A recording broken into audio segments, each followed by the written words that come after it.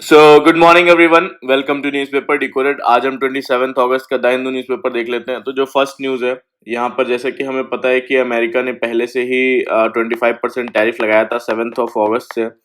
और आज 27 अगस्त से फिर से एक्स्ट्रा जो 25% टैरिफ लगाने की बात कर रहे थे ट्रम्प, वो आज से इम्प्लीमेंट हो जाएगा। तो टोटल टैरिफ जो है 50% हो जाएगा। और रीज़न क्या है कि इंडिया रशिया से जो है ऑयल एक्सपोर्ट करता है और रशिया का सबसे बिगेस्ट ऑयल इंपोर्टर है।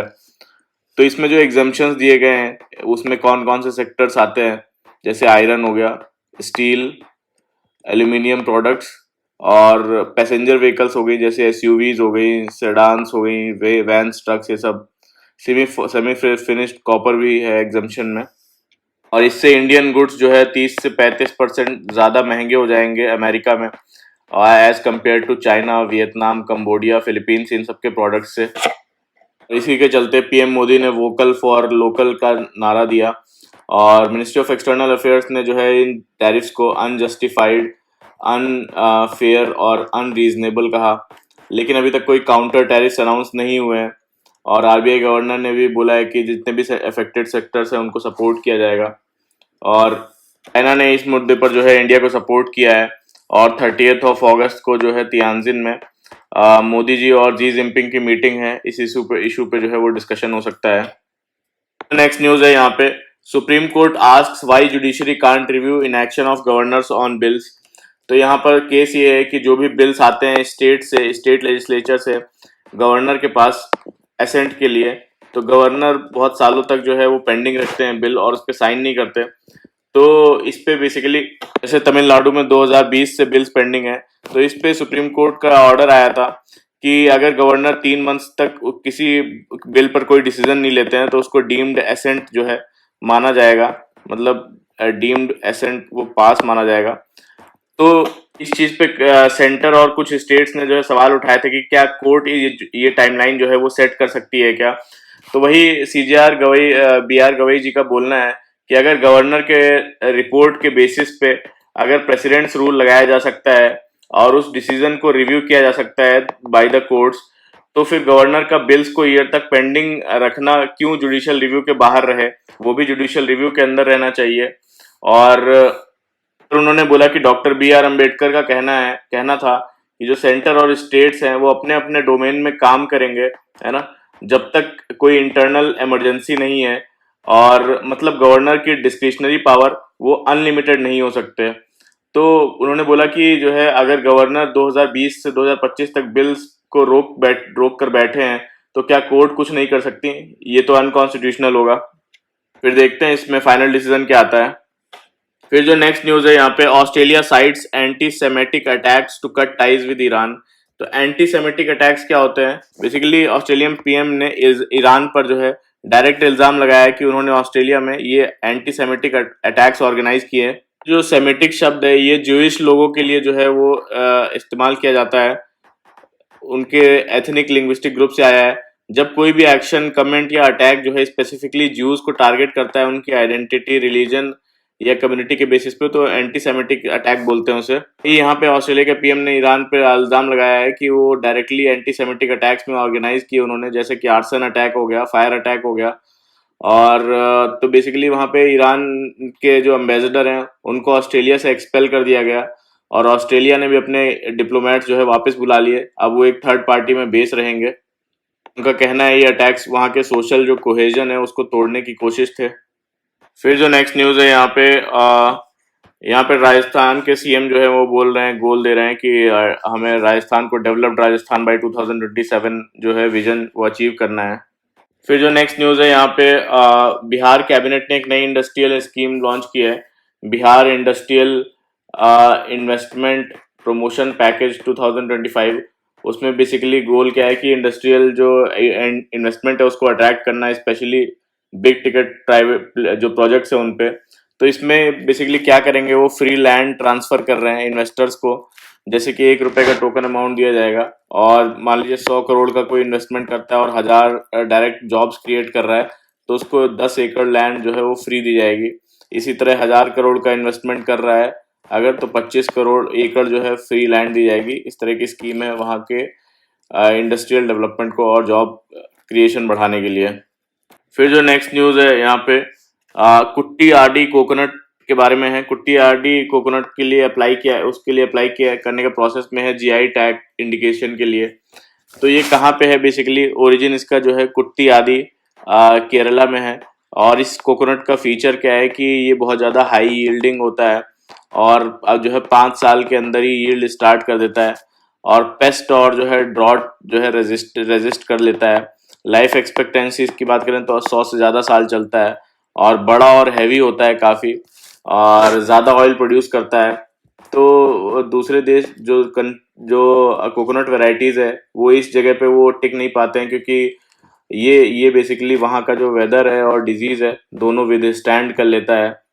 तो अगर जीआई टैग मिलता है तो फार्मर्स को ब्रांडिंग और जो मार्केटिंग है उसमें सपोर्ट मिलेगा और इंटरनेशनल लेवल पर रिकॉग्निशन जो है इसका बढ़ेगा और इनकम और जो एक्सपोर्ट है दोनों इम्प्रूव हो सकते हैं इससे।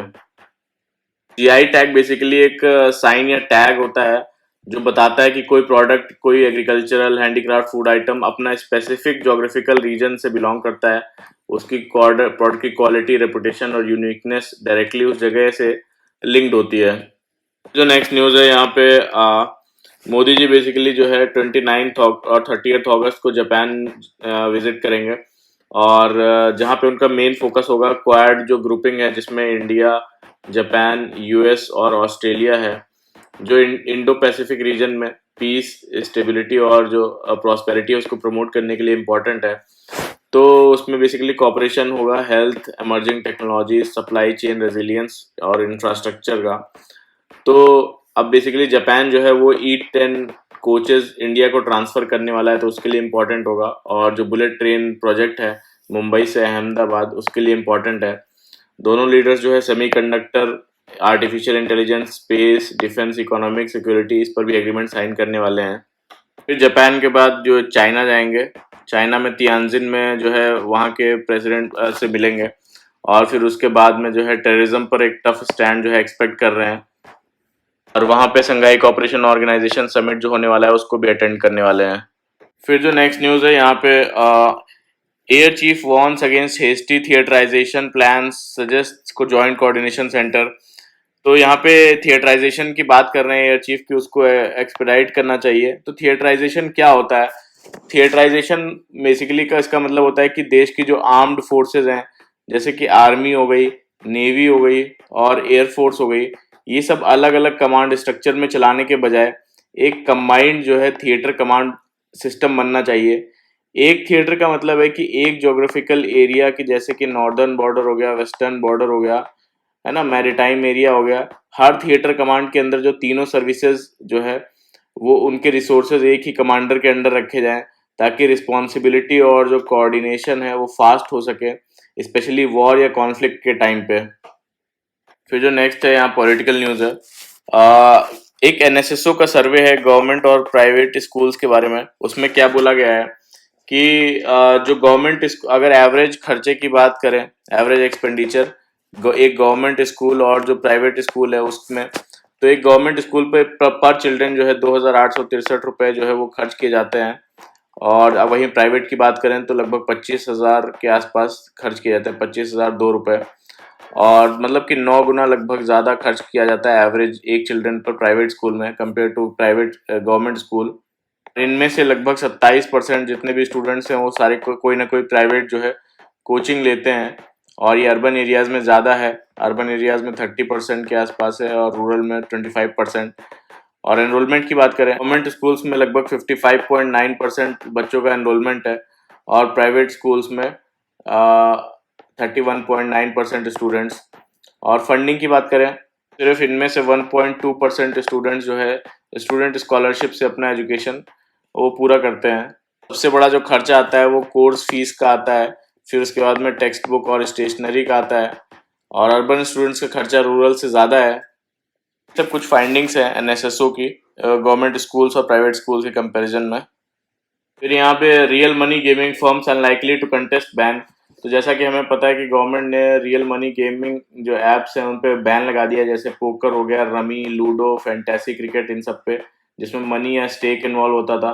और कैटेगराइज किया है गेम्स को ई स्पोर्ट्स में। ई स्पोर्ट्स जो और सोशल गेमिंग को, जैसे कि रिक्रिएशनल, एजुकेशनल और रियल मनी गेमिंग्स में। तो इन दोनों कैटेगरीज को तो माना है, बट रियल मनी गेमिंग्स को बैन कर दिया है गवर्नमेंट ने। फिर जो नेक्स्ट न्यूज़ है यहाँ पे आदि कर्मयोगी इनिशिएटिव के बारे में है, जो कि ट्राइबल अफेयर्स मिनिस्ट्री ने जो कि जारी किया है। तो क्या है ये आदि कर्मयोगी इनिशिएटिव? ये एक ट्रेनिंग प्रोग्राम है जिसका एम जो है 20 लाख चेंज लीडर्स बनाना, ठीक है, और क्रिएट करना, जो ट्राइबल विलेज को डेवलप करने में मदद करेंगे। और ट्रेनिंग में क्या क्या होगा? कुछ इंगेजिंग एक्टिविटीज होंगी, जैसे लाइटनिंग कैंडल्स। इसमें सिखाया जाता है कि प्रॉब्लम्स को पे गुस्सा करने के से बेहतर है कि अपनी तरफ से जो है वो सॉल्यूशन निकाला जाए। और दूसरा फिश बोवल एक्सरसाइज, यानी कि एक दूसरे को समझना और ओपन डिस्कशन जो है करना। और रोल प्ले कि जो है विलेज की रियल प्रॉब्लम्स की सिचुएशन क्रिएट करना और उनको सॉल्व करना। ग्रुप टास्क करना, प्रॉब्लम सॉल्विंग स्किल्स डेवलप करना, ये सारी चीज़ें हैं। विलेजर्स और ऑफिशियल्स खुद सॉल्यूशन सोचे और उसको एग्जीक्यूट करें। इसके लिए बेसिकली 1 लाख आदिश सेवा केंद्र जो है वो इस्टेब्लिश किए जाएंगे, जो एक सिंगल पॉइंट सेंटर बनाया जाएगा जहां सारी गवर्नमेंट सर्विसेज जो है विलेजर्स आके या फिर वेलफेयर स्कीम्स जो गवर्नमेंट के द्वारा चलाई जाती हैं उनको एक्सेस कर पाएँ। टारगेट है कि 100% अचीव करना, जो वेलफेयर स्कीम्स है उनका 100% बेनिफिट ले। जो नेक्स्ट न्यूज़ है यहाँ पे, तो centre finalises national designated authority to kick start carbon markets.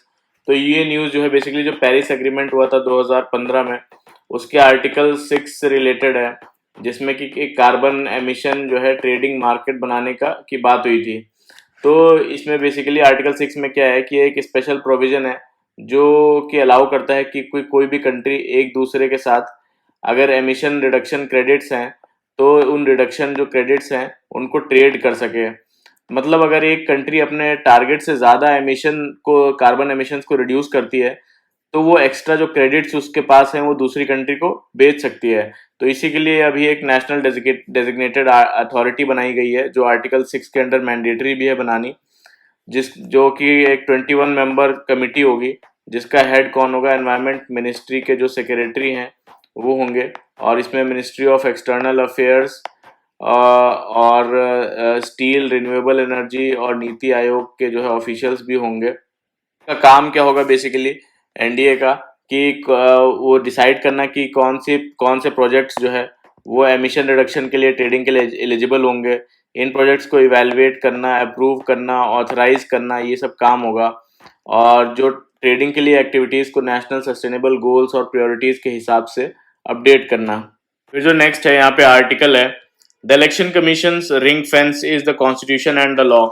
तो यहाँ पे बेसिकली जो लीडर ऑफ ऑपोजिशन है, बेसिकली उन्होंने एक प्रेस कॉन्फ्रेंस करके बेंगलोर में जो महादेवपुरा असेंबली है उसमें 2024 के जो लोकसभा इलेक्शंस हुए उसमें कैसे जो है वोटर लिस्ट के साथ छेड़छाड़ की गई वो बताया। तो कैसे उसे मैनिपुलेट किया गया कि एक ही एड्रेस पर जो है 80 वोटर्स रजिस्टर थे, और चीफ इलेक्शन कमिश्नर ने क्लैरिफाई करने के बजाय उनको बोला कि या तो एफिडेविट दो या नेशन से माफ़ी मांगो। मतलब बोलते हैं इस आर्टिकल में कि ये भी इलेक्शन कमीशन भी जो है पॉलिटिकल स्लफेज का हिस्सा बन गई है, लगता है। और कॉन्स्टिट्यूशनल पोजीशन की बात करें तो इलेक्शन कमीशन जो है आर्टिकल 324 के अंडर उसके पास सुपरिंटेंडेंस का पावर होता है और डायरेक्शन देने का या फिर कंट्रोल देने का पावर होता है कोई भी इलेक्शन कंडक्ट करने के लिए। तो सुप्रीम कोर्ट ने बोला कि आर्टिकल 324 जो है रिजर्वायर्स ऑफ पावर है, पावर्स का भंडार है, जिससे इलेक्शन कमीशन जो है फ्री और फेयर बना सकती है। लेकिन इलेक्शन कमीशन को कॉन्स्टिट्यूशन और लॉ के अंदर रहकर काम करना होता है। और तो बेसिकली बोला गया कि इलेक्शन कमीशन का काम जो है ऑपोजिशन को अल्टीमेटम देना नहीं है। और तो बोलते हैं कि वोटर लिस्ट में डुप्लीकेट या जो फेक नेम्स हैं उनका एलिगेशंस है। और रिप्रेजेंटेशन ऑफ पीपल्स एक्ट 1950 के हिसाब से एक वोटर तभी रजिस्टर हो सकता है जब वो वहाँ का ऑर्डिनरी रेजिडेंट हो। और क्वेश्चन ये है कि 80 लोग एक ही एड्रेस पर परमानेंटली कैसे रह सकते हैं? ये क्लियरली इरेगुलरिटी है जो इलेक्शन कमीशन को इन्वेस्टिगेट करनी चाहिए। और स्पेशल इंटेंसिव रिवीजन के बारे में बोलते हैं कि स्पेशल इंटेंसिव रिवीजन जो है उसमें स्टार्ट किया गया बिहार में, जिसमें वोटर लिस्ट को अपडेट किया गया। और लिस्ट में जो लॉ में कहीं भी जो है स्पेशल इंटेंसिव रिवीजन टर्म वो एग्जिस्ट नहीं करता है। और इन जो इंटेंसिव रिवीजन होता है, इंटेंसिव रिवीजन का मतलब होता है कि हर घर घर जो है हाउस टू हाउस जाके फ्रेश रोल बनाना, जो प्रैक्टिकली एक महीने में पॉसिबल नहीं है। इसका रिजल्ट यह हुआ कि 65 लाख वोटर्स को डिलीट कर दिया गया ड्राफ्ट रोल से। फिर सुप्रीम कोर्ट का ऑर्डर आया कि इन सबके डिलीटेड वोटर्स के नेम्स और रीजंस जो है पब्लिश किया जाए। और तो यहाँ पे बोलना क्या बिगर कंसर्न ये है कि इलेक्शन कमीशन बेसिकली एक पावरफुल कॉन्स्टिट्यूशनल बॉडी है, और लेकिन जो है अनलिमिटेड पावर नहीं है। और एक केस था 1984 का, एसी जोस वर्सेस सिवान पिल्लई सिवान पिल्लई। तो इसमें बोला गया कि अगर इलेक्शन कमीशन को लोग किसी आइडियोलॉजी के बेस पर आइडियोलॉजी के लिए बायस्ड हो गया, तो वो डेमोक्रेसी को बेसिकली डैमेज कर सकता है, ऐसा बोला गया। इलेक्शन कमीशन को अपनी जो क्रेडिबिलिटी है और इम्पार्शियलिटी है वो मेंटेन करनी होगी, वरना डेमोक्रेसी जो है वो वीकन हो जाएगी। जो नेक्स्ट आर्टिकल है यहाँ पे, ये आर्टिकल बेसिकली एक सुप्रीम कोर्ट का रीसेंट डायरेक्शन आया, उसको क्रिटिसाइज किया जा रहा है, जिसमें जो है कोर्ट्स ने गवर्नमेंट को बोला है कि सोशल मीडिया पर स्पीच जो है वो रेगुलेट करने के लिए गाइडलाइंस बनाए। तो इसमें बेसिकली प्रॉब्लम क्या है कि कोर्ट बार बार गवर्नमेंट को जो है लीगल ग्रे एरियाज में घुसने का चांस दे रहा है, जिससे सिटीजन्स के जो कॉन्स्टिट्यूशनल राइट्स हैं, जैसे फ्रीडम ऑफ एक्सप्रेशन है, वो वीकन हो सकते हैं। कैसे कि आप स्पीच रेगुलेट करने का पावर दे रहे हैं गवर्नमेंट को, गाइडलाइंस बनाने के लिए बोल रहे हैं। तो अगर यहाँ पे बेसिकली अगर हर तरह अनप्लेजेंट और कंट्रोवर्शियल जो स्पीच है कोर्ट और गवर्नमेंट रेगुलेट करेगी, तो इसका जो डायरेक्ट इफेक्ट है आर्ट पे, जर्नलिज्म पे और पॉलिटिकल डिबेट्स पर पड़ेगा। लोग हमेशा अपना जो है ओपिनियन जो है रखने से डरेंगे, और इस वजह से कि कहीं उन पे कोई एफआईआर ना हो जाए। पहले से ही गवर्नमेंट ने जो है आईटी रूल्स जो है 2021 और उसके अमेंडमेंट से सोशल मीडिया कंटेंट पर ज़्यादा कंट्रोल ले लिया है, और अब गवर्नमेंट के नए इंस्ट्रक्शन से गवर्नमेंट और पावरफुल बन सकती है, ऐसा बोलते हैं। और हेट स्पीच और वायलेंस जो है, हेट स्पीच और वायलेंस इंसाइटिंग कंटेंट पहले ही इंडिया के लॉज के अंडर क्राइम है, और लेकिन गवर्नमेंट को और ज़्यादा पावर देने का मतलब है कि वो आर्ट, जर्नलिज्म और डिसेंटिंग वायलेंस को दबाने के लिए मिसयूज़ कर सकते हैं। तो यहाँ पे बोलते हैं कि कॉन्स्टिट्यूशनल रोल के बारे में, के डेविएशन के बारे में, कि कोर्ट्स का काम है सिटीजन्स का जो फंडामेंटल राइट्स है और उसका प्रोटेक्टर बनना, और ना कि गवर्नमेंट को और ज़्यादा अनचेक्ड पावर्स देना। जो नेक्स्ट आर्टिकल है यहाँ पे, the gender angle to India's economic vulnerabilities. तो यहाँ पे बोलते हैं कि इंडिया की इकोनॉमी जो है वो 4.19 ट्रिलियन तक जो है वो पहुंच गई, ट्रिलियन डॉलर तक पहुंच गई है, और जल्दी ही वर्ल्ड की जो है थर्ड लार्जेस्ट इकोनॉमी बनने वाली है।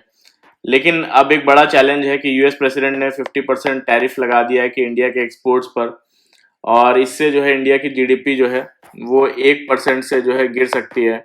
और सबसे ज़्यादा इम्पैक्ट होंगे जो सेक्टर्स हो टेक्सटाइल, जेम्स, लेदर, फुटवियर जैसे इंडस्ट्रीज पर, जो मेनली वुमेन्स को एम्प्लॉय करते हैं। ऑलरेडी जो है female labour force participation rate है वो बहुत लो है, वो लगभग 37% टू 41% है, जबकि यही चाइना में लगभग 60% है। मतलब फीमेल लेबर फोर्स जो है ज़्यादा काम करती हैं। और अगर इंडिया का जो जेंडर गैप है ये क्लोज कर दिया जाए, खत्म कर दिया जाए, तो आईएमएफ के हिसाब से 27% जो है जीडीपी वो बढ़ सकती है इंडिया की। और तो इसके लिए क्या करना होगा इसमें बताते हैं कि वुमेन्स को वर्क फोर्स में इंक्लूड करना होगा, और जैसे कि उनके लिए सेफ ट्रांसपोर्ट बनाया जाए, चाइल्ड केयर प्रोवाइड किया जाए, स्किलिंग दी जाए, पार्ट टाइम वर्क इंक्लूड किया जाए। और तो इससे उनका जो है एम्प्लॉयबिलिटी और वर्क फोर्स जो है वुमेन्स का वो बढ़ेगा। और कर्नाटका की जो शक्ति स्कीम है, शक्ति स्कीम के बारे में बताते हैं कि फ्री बस ट्रैवल है वुमेन्स के लिए। और राजस्थान का जो basically urban employment guarantee scheme है, इन जैसे प्रोग्राम से वुमेन को एम्पावर कर रहे हैं वर्क फोर्स में इंक्लूड करने के लिए।